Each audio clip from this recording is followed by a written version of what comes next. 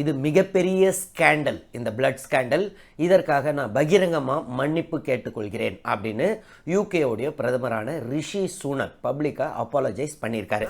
இதற்கு நாங்கள் காம்பன்சேட் பண்ணுற மாதிரி ஏறக்குறைய 100 பில்லியன் பிரிட்டிஷ் பவுண்ட்ஸ் தரப்போகிறோம் காம்பன்சேஷனா அப்படின்னு சொல்கிறாங்க. 100 பில்லியன் பவுண்ட்ஸ்னா ஏறக்குறைய 1,05,000 கோடி ரூபாய். இது வெறும் இந்த நாட்டில் மட்டும், யூகேல மட்டும் நடந்ததில்லை. ஃப்ரான்ஸ், ஹாங்காங், ஜப்பான், கனடா, இந்த மாதிரி பல நாடுகளில் நடந்திருக்கு. என்னதான் இந்த ஸ்கேண்டல்? இதை பிளட் டோனர்ஸ் கிட்டெல்லாம் பிளாஸ்மாவை வாங்குறாங்க. அதெல்லாம் மிக்ஸ் பண்ணி அதிலிருந்து இந்த புரோட்டீனை மட்டும் எடுத்து அந்த ஃபேக்டர் 8ன்னு இதுக்கு பேர் வச்சிடுறாங்க. இந்த இஷ்யூ தெரிஞ்சாலும் பார்த்தீங்கன்னா ஃபார்மா கம்பெனிஸ் வந்துட்டு கவர்மெண்ட், அதாவது மினிஸ்டர்ஸ், சிவில் சர்வன்ட்ஸ், டாக்டர்ஸ், இந்த 3 பேரையும் தங்க கைக்குள்ளே வச்சுருக்காங்க. ஏன்னா ஹியூஜ் மணி இன்வால்வ் ஆகிருக்கு. அவங்களுக்கு எல்லாருக்கும் தெரியுது இந்த மாதிரி பிரச்சனை வருதுன்னு, நாடு உலகம் ஃபுல்லாக. ஆனால் ஸ்டாக்கை கிளியர் பண்ணிடணும், இல்லைன்னா இதெல்லாம் வேஸ்ட்டாக போயிடும்ன்ட்டு பேஷண்ட்டோடைய ரெக்கார்டு இருந்தால் தானே இந்த மாதிரி ட்ரீட்மெண்ட் கொடுத்தோம், அதுக்குன்னு ஒரு ஹாஸ்பிட்டல் ரெக்கார்டு இருக்கும்ல, அதுக்கு ஃபைல் இருக்கும்ல, அதெல்லாம் காணாமல் போயிடுச்சான். அந்த ஃபைல் இருந்தால் தானே நாங்கள் உங்களுக்கு காம்பன்சேஷன் கொடுக்கணும்.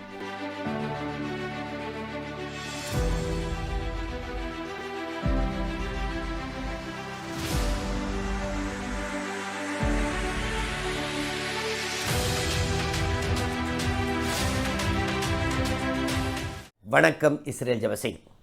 இது மிகப்பெரிய ஸ்கேண்டல், இந்த பிளட் ஸ்கேண்டல்.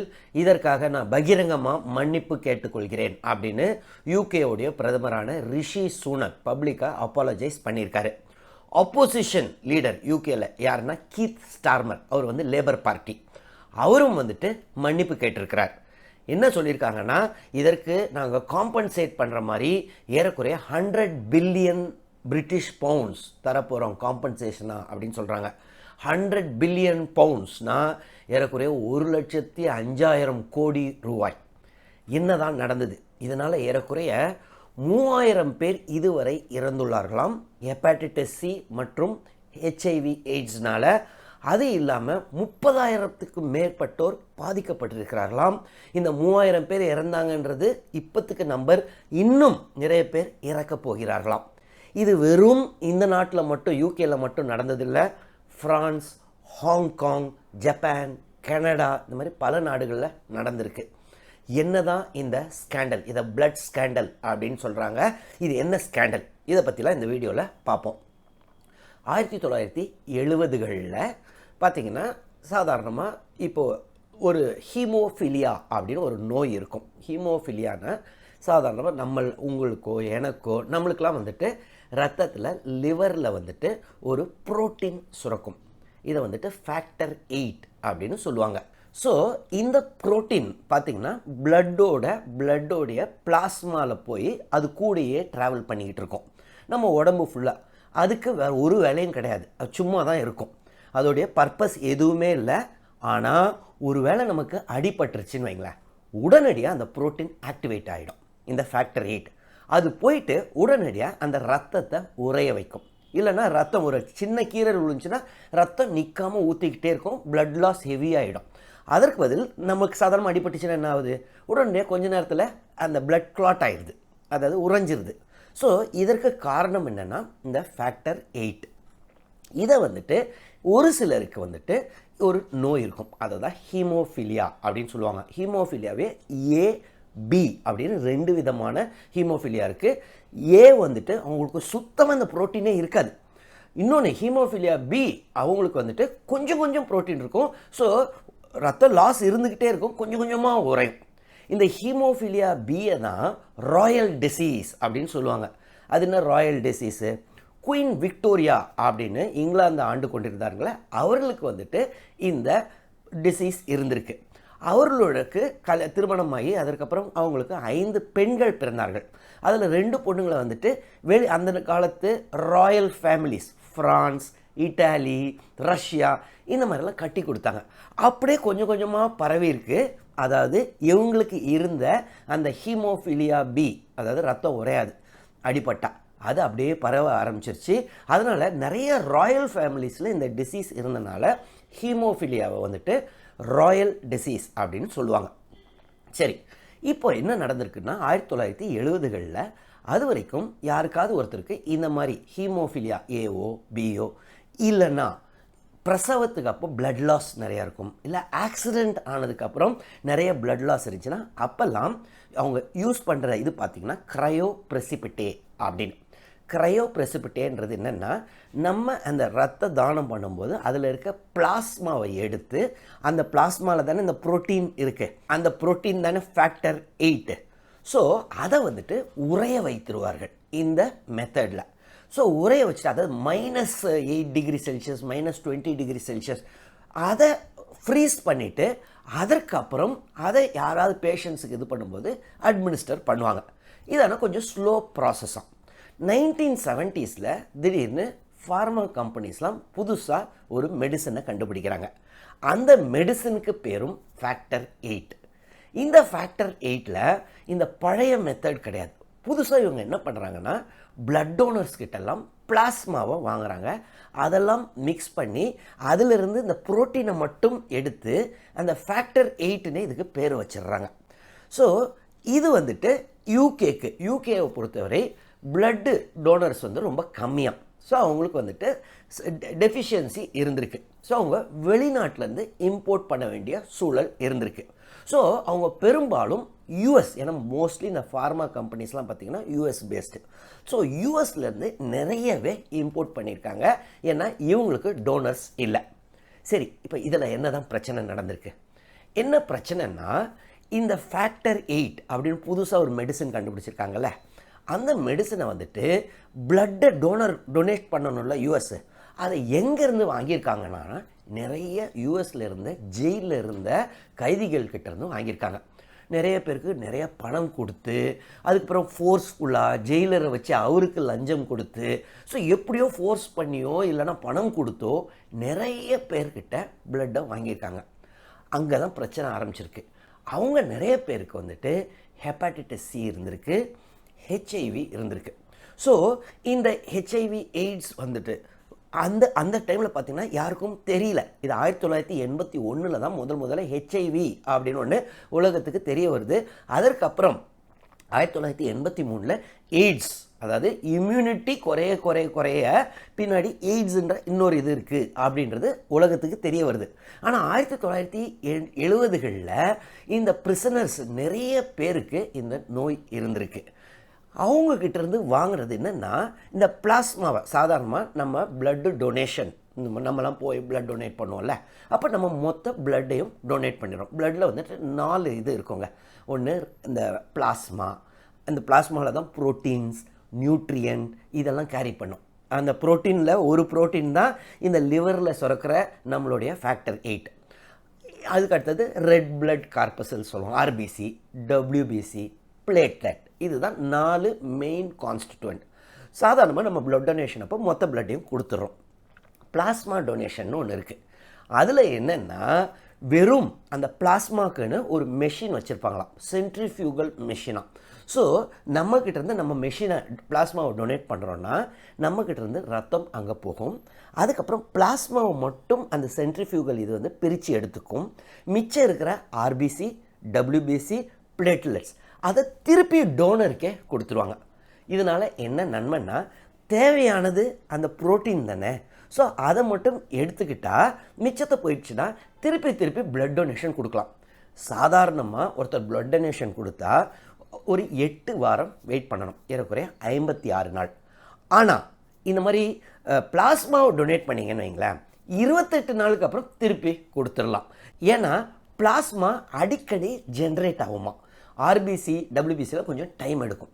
ஸோ அதனால் இதை குயிக்காக வருஷத்துக்கு 13 முறை 14 முறை கூட கொடுக்கறதுக்கு வாய்ப்பு இருக்கான்.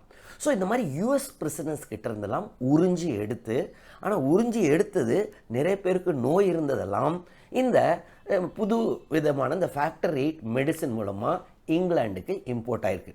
இது இங்கிலாந்துக்கு மட்டும் போல், ஏற்கனவே சொன்ன மாதிரி ஹாங்காங், ஜப்பான், கனடா, ஃப்ரான்ஸ், இந்த மாதிரி பல நாடுகளுக்கு போயிருக்கு. ஸோ யூகேல இம்போர்ட் பண்ணிக்கிட்டே இருக்காங்க. அப்போது நிறைய குழந்தைகள், இப்போ பிரசவத்தில் அந்த பெண்கள் நிறைய பேர் பிளட் லாஸ் இருக்கும்போது, அதற்கப்புறம் ஹீமோஃபிலியா இவங்களுக்கெல்லாம் அட்மினிஸ்டர் பண்ணுறாங்க. இதை வந்துட்டு ஒரு ஒண்டர் ட்ரக்னு, ஏன்னா குயிக்காக எல்லாம் அந்த பிளட் கிளாட் ஆயிடுது, அதனால் இது நல்ல இதுன்னா அப்பயே நிறைய சயின்டிஸ்ட் சொல்லியிருக்காங்க, இல்லை பழைய மெத்தட் பெட்டரு, இதில் ஏதோ இஷ்யூ இருக்குது, இதை ஒழுங்காக நம்ம செக் பண்ணலைன்னா சொல்லியிருக்காங்க. ஆனால் கவர்மெண்ட் இதை கேட்கல. National health service NHS UK அப்படின்னு ஒன்று இருக்குது. யூகேயில் பார்த்தீங்கன்னா கவர்மெண்ட் ஹாஸ்பிட்டல்ஸில் வந்துட்டு எல்லா இருக்கும், அங்கே உள்ள சிட்டிசன்ஸ்க்கெலாம் ஃப்ரீ தான்.